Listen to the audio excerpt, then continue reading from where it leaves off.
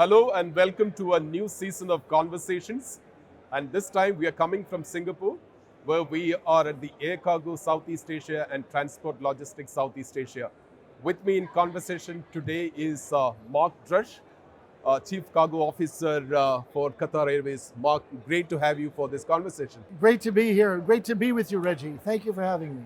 Since taking charge in January 2024, you have prioritized partnership as a key pillar for growth for Qatar Airways. Yes. We have seen a growing number of partnerships announced in the last several months. Looking back, what do you see as the most significant outcome of these partnerships?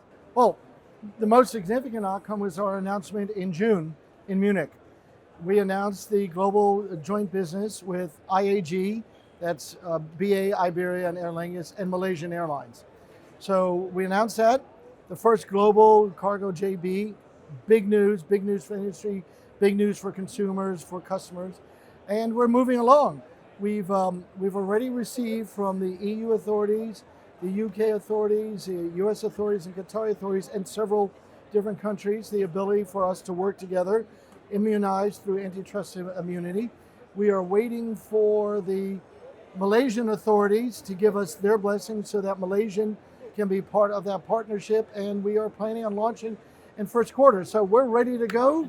We have been testing a lot of the interactions, establishing joint protocols, all of that with the IAG carriers already, and we're just waiting to bring Malaysian in once we get the approval from the Malaysian authorities. So you expect to start that JB by next First year? quarter. We're First hoping quarter. to start by first quarter. Again, hoping that we get the authority from all of the Malaysians as soon as possible. But we have also seen other partnerships in terms of sharing the belly capacity with many other airlines. How are those partnerships taking shape? Those are great for us, but they're two different levels of partnership. I want to make sure, Reggie, you understand, and I'm sure you do, and your audience does. Those belly sharing capacity, those are great in terms of expanding our portfolio into markets either where we have limited access or we just don't have enough airplanes. And as we all know, the industry has a severe shortage of aircraft. So they're very good, but they're very tactical. Yeah. They are very much a arm's length partnership where I buy from you, you sell to me, and it sort of ends there. What we're doing with the JB is we're going well beyond that. We will be sharing best practices. We will be aligning all of our processes so that for customers, it is a very seamless product to go from one network to the other network. And like in the passenger side, by linking our different networks, we will be able to create new business, new marketing opportunities for businesses in secondary markets and businesses in other secondary markets. So there are two different tiers, one much more deeply integrated and creates even more customer value. Last month, you announced or expanded the QR Cargo strategic partnership with Cainiao, increase in the frequencies of the flights for them. Yes. Has that already taken shape? Yeah, we actually started that in the summer. It's working very well with Cainiao. They're a great partner. We hope to continue expanding it. That's the plan. And it's working very well. We're very pleased with it. And I believe they are too. Mark, how optimistic are you about the strong peak season for 2025? We are already in the last quarter of 2025, and the last quarter, the fourth quarter, is always considered the peak season. Do you consider that there's going to be a peak season as we end 2025? Yeah, we definitely are seeing the market pick up in October, particularly second half of October. That's despite the fact we also had Diwali, and obviously India's a big market. Correct. So because the second half has been stronger than we even hoped for, we expect November to also be a nice pickup. We do not see it being as big a peak as we had last year. And I am certain that's because of the uncertainty we have right now around the tariff situations. But once the tariff agreements are all resolved, I'm fairly confident that everything will get back more to a 2024 view of the world. You know, given the geopolitical uncertainty that we've been facing, trade tariffs, and I think as we speak, there will be soon a meeting between the Chinese premier as well as the US president in Busan in South Korea. What is your reading of global air freight industry in the current circumstances? Here's my perspective. The global GDPs have been actually very strong, and most of them are up a little bit from last year to a decent amount. India's last quarter GDP was up 7.25%. US GDP was up 3.25%. UK is actually up. So all the major economies have seen their GDPs increasing over the last year, which is a good sign. I am fairly certain that the reason we haven't seen even more growth is because of the uncertainty in the market due to the changing tariff environment. Once the tariff environment is settled, once the agreements are all signed and everybody knows what the new playing rules are, I am convinced that as long as the economies continue to be growing and solid, we should see a nice pickup in demand. Did you have to make a lot of readjustment of your network, moving your freighter capacity around the different evolving trade lanes? We did. We absolutely did. It's a great question, Reji. We were very focused on being agile. As you may know, following us for your career, Qatar Airways prides itself in being a very agile carrier. If you remember, during COVID, we were the only one operating for a good period of time before everybody else got back. So we are, by our DNA, our genetics at Qatar Airways is to be very adaptive and very agile.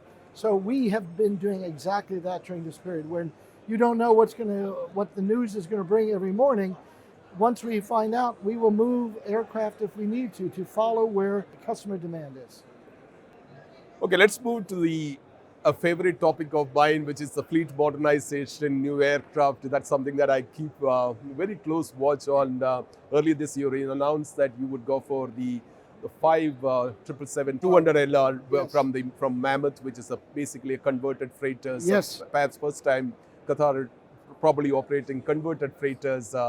And in one of the recent interviews, you also mentioned about 2 more 777 production freighters joining your fleet. Yes. Give us the latest update on some of these development on the fleet modernization. Well, as you mentioned, Reggie, next calendar year, we will have 7 additional aircraft, which gives us a lot of opportunity. All 777s, all 777 either 200Fs or converted 200s, as you said. Right now, the Mammoth conversions are a little delayed, partially because of the U.S. government shutdown, and we're the first carrier to get them, so they're going through that. We expect to get those by the beginning of next year, along with the 2 Boeing aircraft, one of them beginning of next year and the other a little bit later in the year. So we will have 7 net new aircraft next year that we will be operating, and we've got a lot of things on our plate that we want to fly with those new airplanes. So we're in the process right now of deciding where we will put them because we've got more opportunities than we have aircraft. I have 2 questions related to this, the factors or the reasons as to why you went with the Mammoth conversion program as against IAI, and why did you first of all go for a converted freighter? Is it because the production freighters are just not available? It was, answer your second question, yes.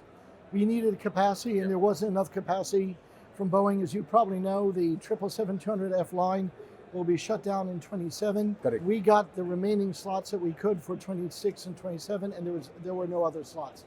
So that's why we went with the conversion. We went with the conversion because we're very familiar with the 200 LRs, and actually 1 or 2 of those airplanes are former Qatar Airways aircraft. Correct. So we know those airplanes very well, and we are very confident in how we maintain our airplanes. So we feel very good about those airplanes being converted.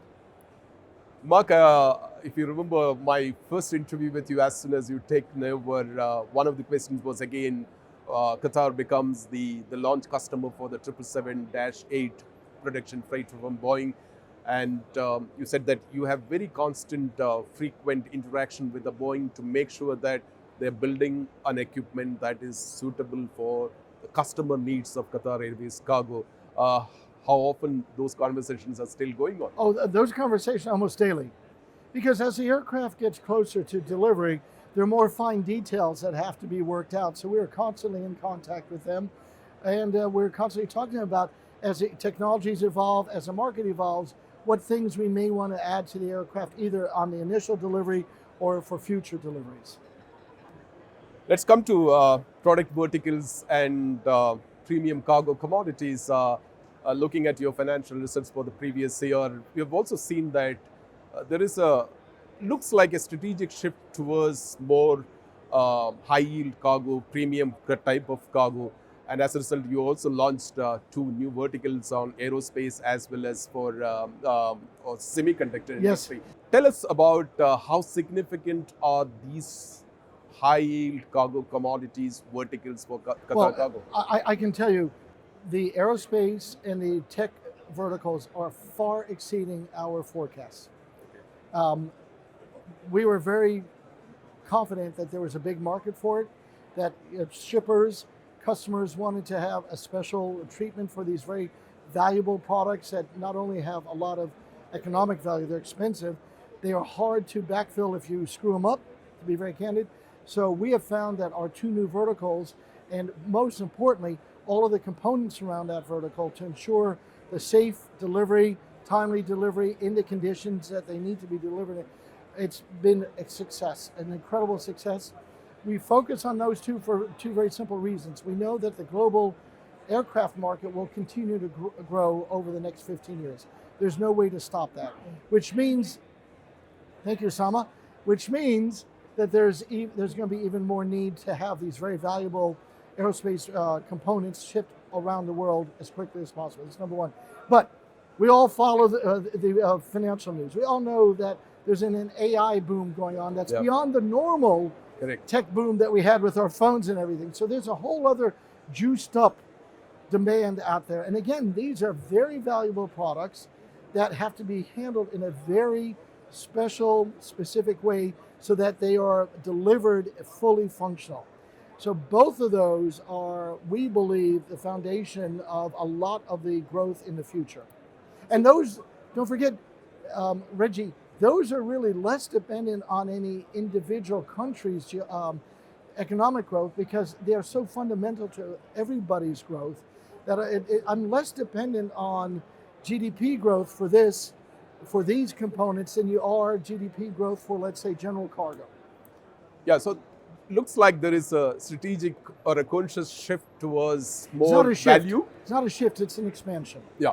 It's an expansion because we understand that the market is bigger than the historical live animals, fresh product, general cargo, even e-commerce. You know, we as a leading carrier, the leading cargo carrier in the world, we need to understand what customers need. We need to understand how the global economies are developing so that we are not only flying to the right places, but delivering the right products. You know, there is trillions of dollars investment into AI. You mentioned about AI, the AI application, hyperscalers, data centers. There's so much of cargo that is coming from the high tech. So you are definitely building that capability as and when the opportunity comes and that you are ready to move those cargo. Yeah, wait. In fact, we're moving now. We're doing it right now. That's the cool stuff. And as we're looking at the new fleet, the additional fleet next year, part of what we're building into our analysis is which are the markets that are booming right now, providing all these tech products or all of these aerospace products. Mark, how would you reflect your 20-month stint as the Chief Officer Cargo at Qatar? It's been great. I have to tell you, this is an industry that's exciting to me for two reasons. Number one, it's a very complex business, more complex on the passenger side. So that complexity means it's more intellectually challenging and stimulating. So I love that. And the second part is this is really an industry that you've heard me say, Reji, you and I have spoken before, has been so far behind in investment, in modernizing, using technology, digitalization. There's so much opportunity for all of us as an industry to move forward, bring this industry into the modern age in terms of its efficiency.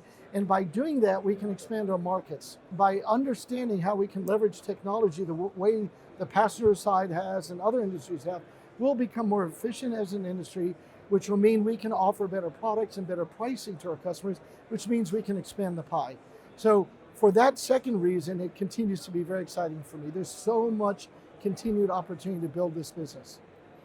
Mark, the final question, the biggest highlight of 2025 for you? Wow, that's a great question. The biggest highlight of 2025. You know, this is going to sound a little unexpected. we have seen a significant increase in our commitment, not our commitment, and people using our commitment for the rewilding. We have, in the last few months alone, increased the number of animals that we've rewilded. And that to me is really important, because the business part of it, that's our everyday. That's what we've got to do well. That's what my team and I are employed to do. What I love about our commitment and how we're seeing it expand, being used, expanding for we care and the rewilding, is we're able to give back more than we were doing even before, because people are starting to recognize we as Qatar Airways, we're here to help do that, and people then are reaching out to us. So we've had a broader contribution to that part. That's been actually very satisfying.